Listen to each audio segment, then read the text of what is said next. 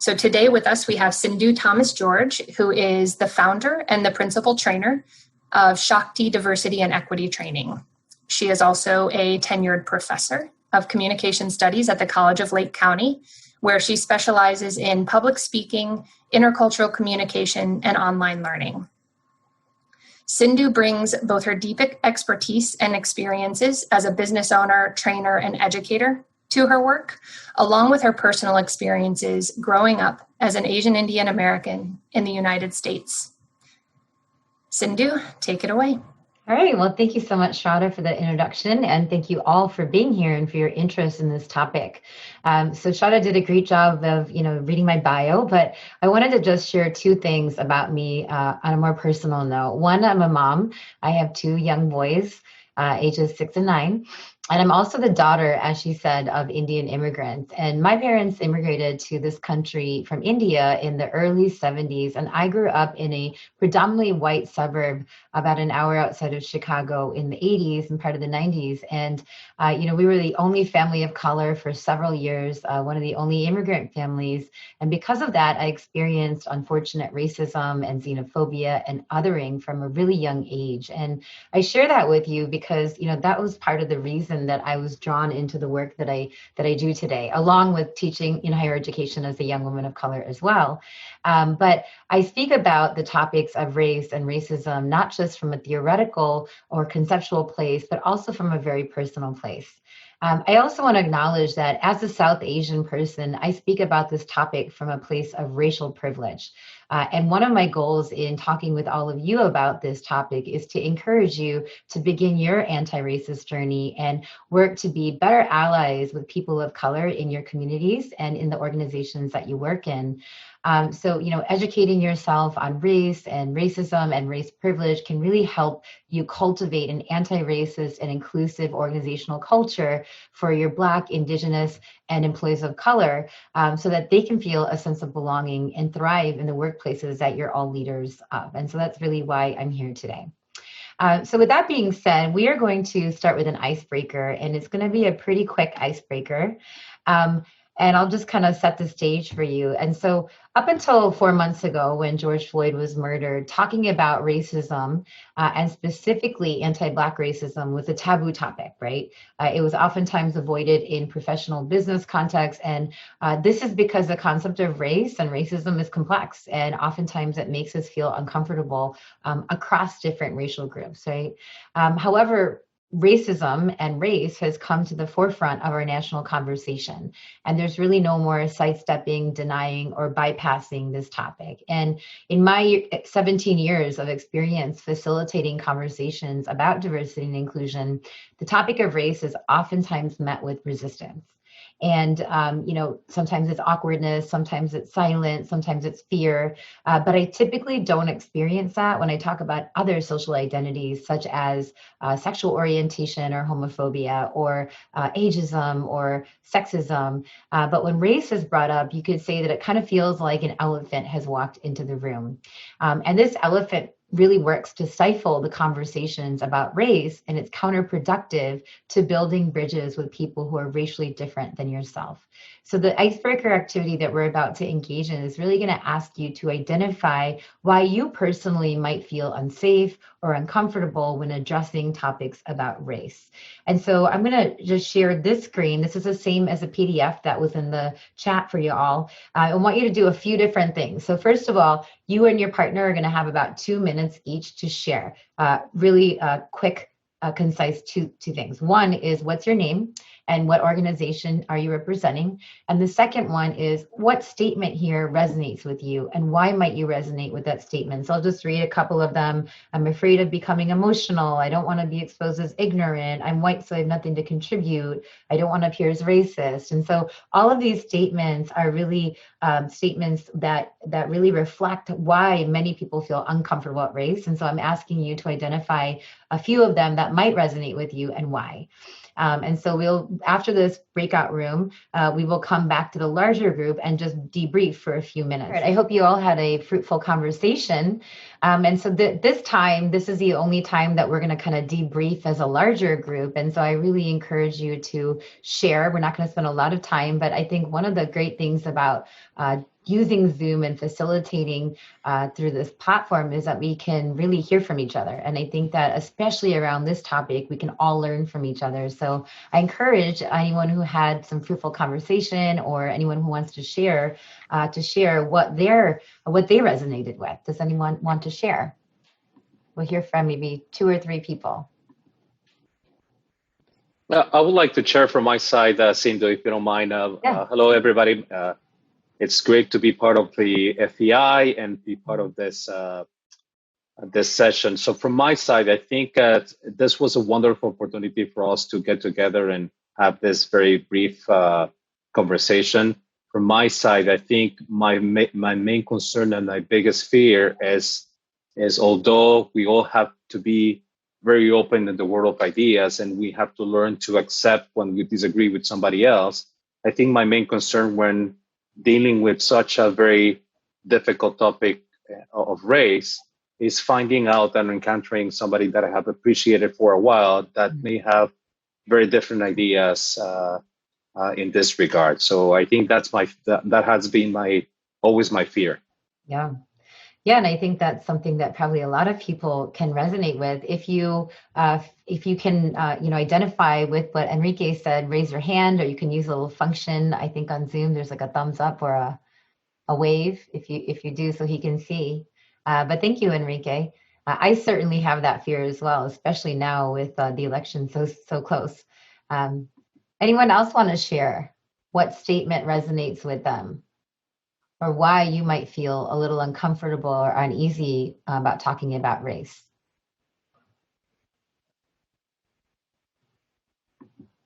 Not all at once. I'm afraid of causing harm. So I talked about this. The more I learn, the more I realize I don't know, and I'm never going to fully understand what it means to be a person of color and to have that experience. And so I struggle sometimes because I like to be a subject matter expert, and I like to come to conversations feeling like I know the topic, and I don't think there's any way I'm ever going to fully understand all the depth and breadth of the experience. And so that is scary sometimes. Yeah. I want to hurt someone by saying something insensitive. Yeah. And that is, I think, that a common concern. If anyone also feels the same way, raise your hand or, use the Zoom function. So I see Enrique, me.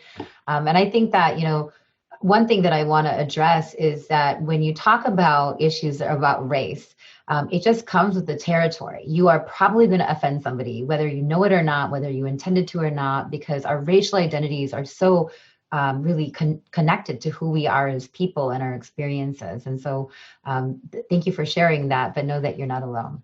Let's hear one more person before we move on. I really appreciate what Sharada just said. What I came up with in our brief conversation was the desire not to be misunderstood. And I work in a workplace that has a lot of diversity, but not at the senior level. We're trying to change that, but there's I like what you said, Sharada, about being a subject matter expert and wanting to understand, but then kind of being afraid to ask the wrong question lest you are misunderstood. Yeah. Well, thank you for that. And I think that, it's complex because you'll have some people who will get offended that you don't understand, or some people who don't think that you should even be in the conversation because you're white, right? And so there is no, rule book for talking about race, but hopefully with this presentation, you'll have some more awareness and skills. So thank you for those of you who contributed. And I hope that you had great conversations in your breakout rooms. And I really encourage, if you're working together as a community and as an FEI team, that you continue those conversations offline or, in future meetings. But I want to really drive home that all of us have some level of uncomfortability, which decreases or increases depending on the context and depending on, specifically who's in the room as well. And I want to ask yourself to give yourself permission to be comfortable with being uncomfortable. And that's not easy to do. This requires strength and this requires courage. And in my native language of Malayalam, that if you know Benny, him and I also share the same language, that is referred to as Shakti. Shakti, which is the name of my business, Shakti Diversity and Equity Training. And I named my company Shakti because I learned really early on that talking about these topics really does require strength and courage. And so be willing to sit with your uncomfortability and explore it rather than push it away. So in the next, 30 minutes or the next, the whole time that we're together, if you do feel uncomfortable, sit with it, figure out what is this, why am I feeling this, right? Because two things tend to happen when you allow yourselves to be comfortable with being uncomfortable. One is increased self-awareness, and two is increased personal growth, which are both really important to strengthening and deepening our interracial relationships and also building an anti-racist society. So I want to end this little section by sharing a quote by James Baldwin, who's an author and civil rights activist. And he really drives it home when he says, you cannot fix what you cannot face, right? So that's to challenge racial inequalities. We have to be able to face and talk about them. So if you see racial justice, racial equality, inclusion in your workplace to be important, you have to be able to face the topic and talk about issues of race and racism. Not talking about it tends to mask the racial disparities and inhibits the movement towards racial justice. So with that being said, this whole series of uncomfortable conversations about race was initiated, from my understanding, after the murder of George Floyd. So I'm assuming that your future conversations are going to be having uncomfortable conversations about race, and they're going to be focused specifically on anti-Black racism. And I wanted to kind of set the stage. I'm an educator. I think it's really important to know definitions and terms so that you could have shared meaning and shared language so that you can talk about these topics moving forward in a fruitful way. So nowadays we talk about anti-Blackness at work. As leaders of your racially diverse organization, you're expected to know how to competently and respectfully talk about issues of race and racism, and also be anti-racist yourself, right? And in some cases, when our unchecked racial biases and prejudices are exposed, it could be a threat to our careers and also work to diminish the credibility of the organizations that you serve. A famous example is Amy Cooper, who was also a finance leader, and she called a Black man bird watching in Central Park. And not only did she lose her job, but she lost her dog, and she also had to face charges, right? And so there are a lot of repercussions. And so I think that if you know some, important terminology, especially what anti-Blackness is, you could be a little bit more competent when talking about race. How about the CEO of Wells Fargo? Oh, yeah. Yeah, how about that? That is also a lack of competency about race, right? And now that story is all over the news. So I've done a lot of work, in anti-racism since June. I've been doing this work, for 15 plus years in higher education nonprofit, but it wasn't until George Floyd was murdered that I was called into the business world.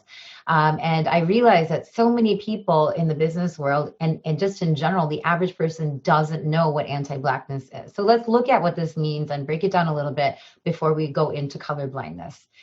So the definition of anti-Blackness is the covert and overt systemic and interpersonal racism against Black people.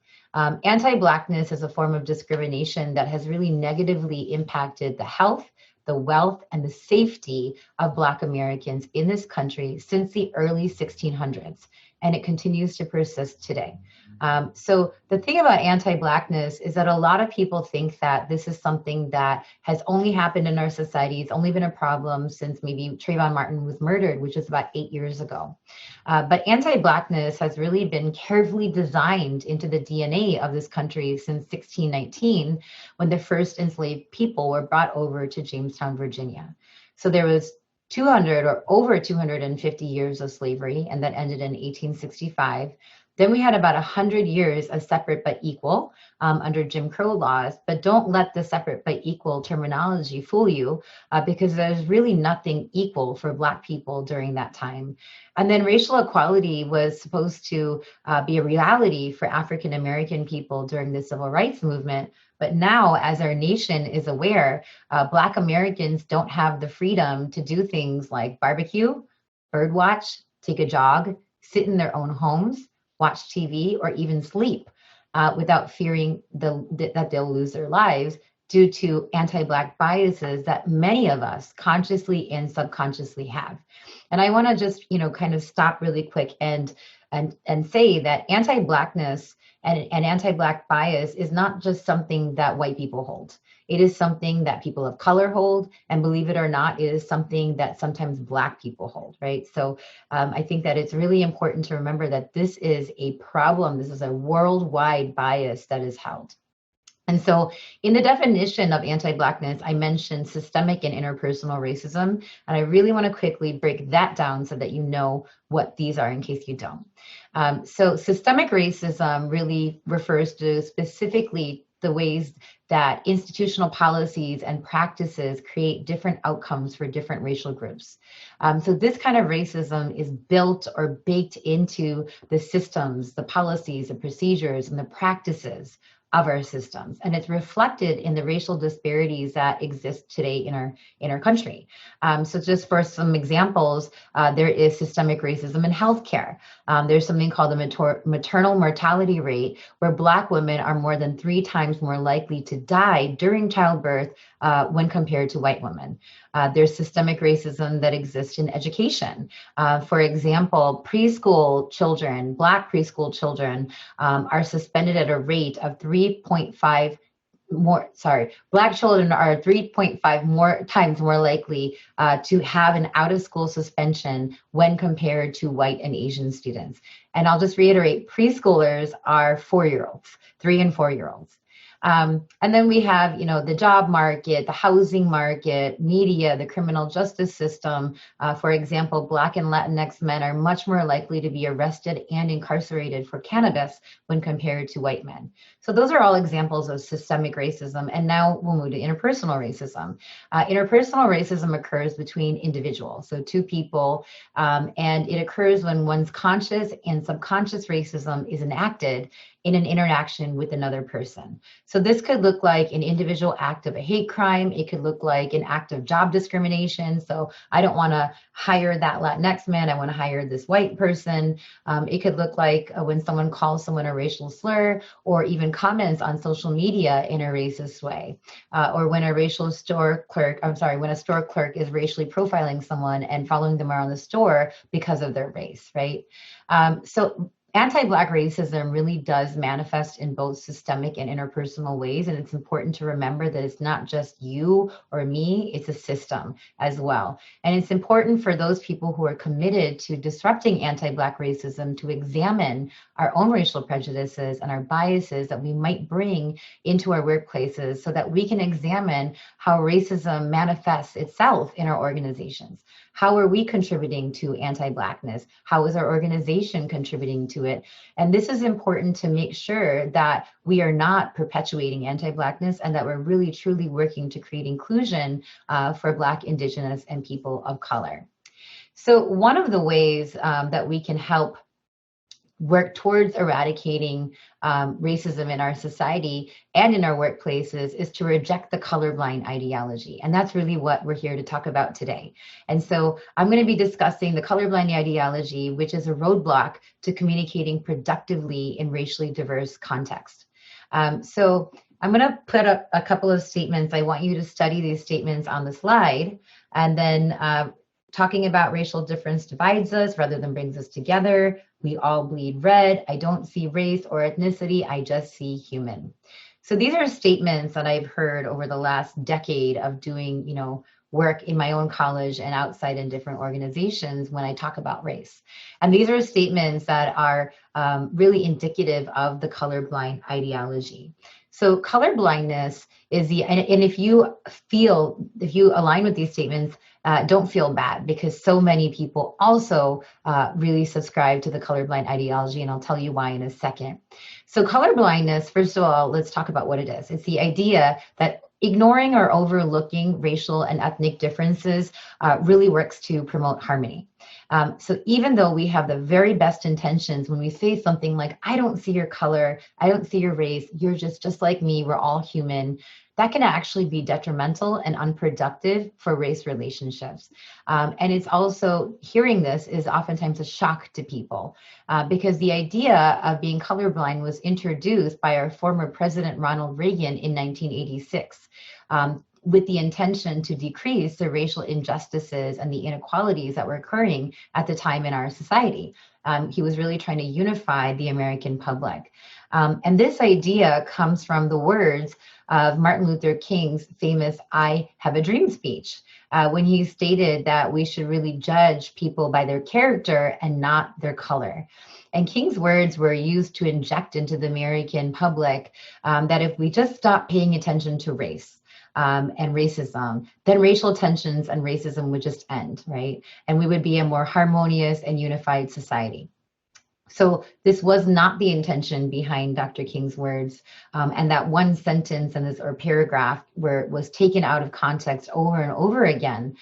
When Dr. King was calling for individuals to be judged by their character rather than their skin color, he wasn't calling for colorblindness. He was actually calling for racial equality. However, because his words were used over and over again, not only by politicians, but by church leaders, the colorblind ideology became very popular, and it's still very popular today. It's held by many of us across races, across different, religious groups, and just, in the diverse society that we live in, many people think that we should be colorblind. So regardless of its popularity, colorblindness has been deemed by many scholars and researchers across different industries to be harmful and counterproductive to building an equitable society that values racial justice. So this slide here is a statement that was put out from the American Psychological Association in 1997. And they said that psychological research conducted for more than 2 decades strongly supports the view that we cannot be, nor should we be colorblind, right? So there were 2 decades, 20 years of researchers and scholars looking at the colorblind ideology. And this was their statement, and they still stand by this today. So I'm going to talk about why people, why we should not be colorblind and why many people are. But first, I want all of you to look at me. I'm sure you're already looking at me, but if you're not, look at me. And I want you to try really hard not to see my brown skin, not to see my black hair, my big nose, my Indianness. Try harder. Chances are the first thing that you notice about me is my difference and my brown skin or my Indianness. And if you were going to walk out of this training and talk to someone in your family and said, oh yeah, we had a session with Cindu and you went on to describe me, you probably are going to say Cindu, the Indian woman, or Cindu, the brown woman. You're probably not going to say Cindu, the woman with the red blazer, right? And that's okay. There's nothing wrong with identifying my Indianness and my brown hues.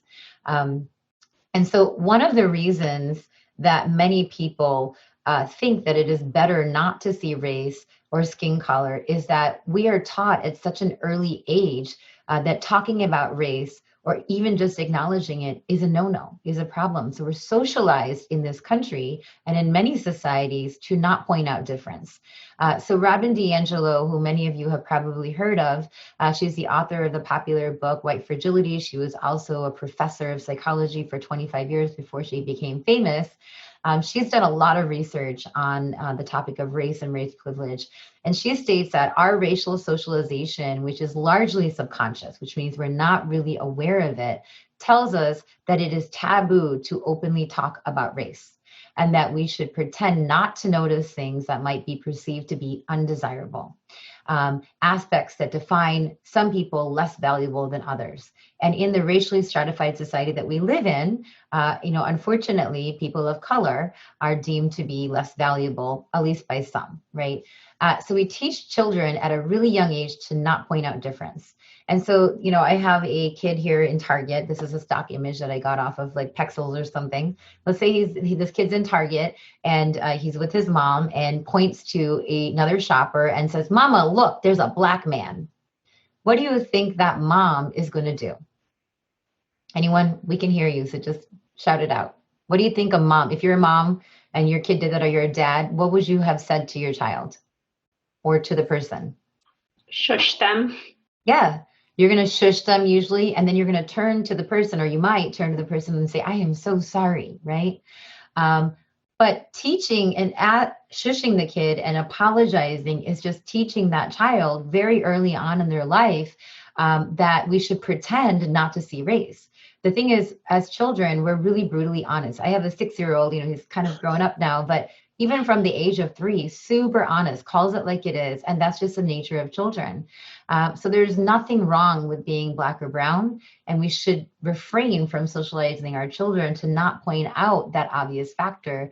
And we should really encourage people to see what they actually see, right? Because unless you have a symptom of physical and biological color blindness, you are able to see my brown skin or able to see other people's skin color, right?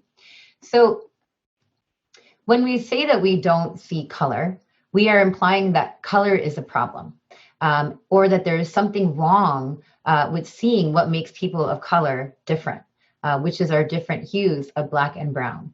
And our color is really a product of our racial and ethnic backgrounds, right? So when you say that you don't see my race or my ethnicity, then you're rendering really important parts of me invisible, because my Indian ethnicity really has a huge impact on who I am, from the language that I speak, to the respect that I give elders, to my love for spicy food, to the fact that I eat my food with my hands, to my religious beliefs, to the cultural traditions and norms and rituals that I follow in my life, right? So if you're saying that you don't see that, then you're really saying that you're not seeing me or my culture, which is so important to me. So color blindness is just not pretending that you don't see somebody's color or skin color, but it's also being blind to somebody's culture. And then also, if we pretend not to see race, then there can be no racism, right? So it's really a convenient way to strengthen racism and the system of racism. So colorblindness really protects the racial status quo by rendering invisible the system of racism that perpetuates racial inequalities. And so colorblindness is really culture blindness, right? And I don't know about you, but my culture is so important to me. And by the way, culture is not just race or ethnicity, but that's a different conversation. But you always want to be able and try to acknowledge people's culture because our culture is so close to who we are as people. So we want to go from colorblind to color conscious, right? And this can help affirm people's identity, especially people of color, and also help inclusion in your workplaces, in your racially diverse workplaces where Black, Indigenous, and people of color spend so much of their time in. So color consciousness will also help strengthen our cultural competency and strengthen relationships. So many of us think, let's just pretend that Cindu's not Indian or brown, or let's just look at all like each other, like we're human, we all bleed red. That can actually hinder your relationships from moving forward, from being fruitful. So I want to go over the differences between color blindness and color consciousness, talking a little bit about color consciousness, but want to bring up that the concept of color consciousness was brought up in 1998. It was introduced in 1998. And if you remember, the American Psychological Association, they talked about the importance of not being colorblind in 1997. So the 1 year later, researchers said, okay, what are we going to do? If we're not colorblind, what can we do? And their answer was, let's be color conscious. And so let's look at some of these differences. So colorblind and color consciousness have the same goal. We want to really reduce racial prejudices and discrimination. Let's increase harmony in our racially diverse society. But they have an opposite approach. Colorblindness ignores and overlooks the racial differences, and color consciousness stresses and recognizes the racial or ethnic differences. Very opposite approach. Colorblindness suggests, well, race shouldn't matter, we're all the same. But color consciousness suggests that race does indeed matter, and it shapes our everyday lived experiences. And then there's a very opposite outcome. Color blindness really maintains social stratification and racial disparities of different racial and ethnic groups, while color consciousness really works to promote equity among racial and ethnic groups. So I'm going to give you an actual example, and we're almost at the end. I know I'm a couple minutes over my time, but I did start late. So I want to give you an example of what this looks like. But before I do that, I want to talk a little bit about the cultural implications of eye contact. So in our country, in US American culture, we very much value eye contact. So if you were going on a first date and the person wasn't making eye contact with you, would you think this date is going really well? Yes, no? No eye contact on a date. Would you say it's a good date? No, Absolutely right? not. Bad. Absolutely. Very They're not bad. even looking at our face, right? If you were talking to your child and you're asking a question, you had a suspicion that they were lying and they weren't looking in your eyes, what are you thinking? They're lying. They're not telling the truth. Deception, right? Because in our culture, we value eye contact so much that when we don't make eye contact, we assume that there's deception, disrespect. In a professional context and you're interviewing someone and they're not looking at your eyes, we would think that's unprofessional, a little awkward. But in many parts of the world, not looking at somebody's eyes is a sign of respect, right? Looking at somebody in the eyes could be a sign of disrespect. And this is especially true when the person has more authority than you, when they have seniority over you, or when they have more power over you. So now I'm going to go to my next slide and give you this example. We have the situation, same behavior. We have a Latinx interviewee casting their eyes downward while answering questions. So imagine that you're the interviewer, you're all leaders. I'm sure you interview here and there. And this person is Latino or Latina, and they're looking down and they're not looking at you. So the colorblind person would probably be blind to these cultural differences and think the interviewer is just interviewee is being awkward or disrespectful or dishonest, not a good culture fit. But the person who's color conscious might say, I see this person is culturally different. Maybe it has something to do with their different communication styles. Maybe they're trying to convey respect. You don't know the answer, but you don't necessarily mark them as being awkward or unprofessional, right? And so there's a very a different outcome. The colorblind interviewer would say, not a good culture fit. No, thank you. And the color conscious person might be perceiving that person at least neutrally, maybe not positively, but neutrally. And they might not just completely write them off. They might say, okay, that was a good interviewer, but this was something that was different. Let's dig a little deeper before we completely take them out of the running for this job, right? And so, that's just a workplace example. But if you think about it, if we take this example into a courtroom, right, and the Latinx person was not looking at the cross-examiner in the eyes when speaking in front of a jury that was made up of mostly white Americans, this could be the difference between an acquittal or a conviction, which could really impact this person's life, right? And so being color conscious is being inclusive, and it's really, really so important to do that. So in conclusion, colorblindness really invalidates racist experiences in the racially stratified society that we live in. And colorblindness, what it does is it works to take race off the table. But for many people of color, as well as for white people who are working to dismantle systems of privilege, race is very much on the table. And right now in our society, as you all know, race is at the front of the table. It's at the top of the table.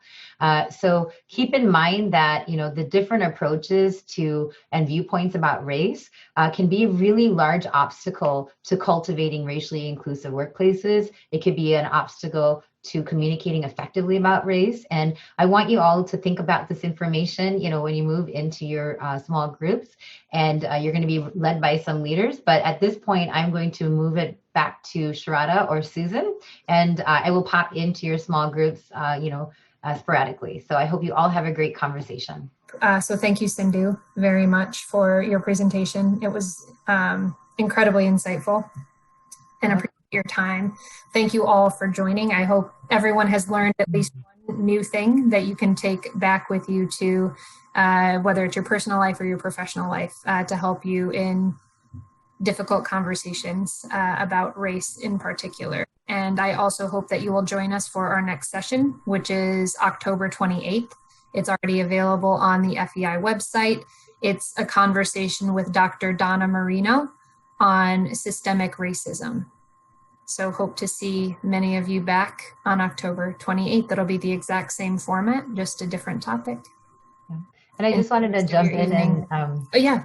I just wanted to jump in and thank all of you for your attention. And I gave 2 resources that could help with your competencies about talking about race. One of them is an anti-racist dictionary that's really elaborate. And another one is my guide to developing your anti-racism that has lots of different, people to follow on Instagram, blank-owned accounts and books and articles. And so, develop yourself, because this is a journey. It's a lifelong journey that I'm still on. Anti-racism isn't something that just happens. It's something that you have to work throughout your life. And so I really, I think that it's great that you as an organization are working collectively to help encourage anti-racist thinking. And I wish you all the best of luck.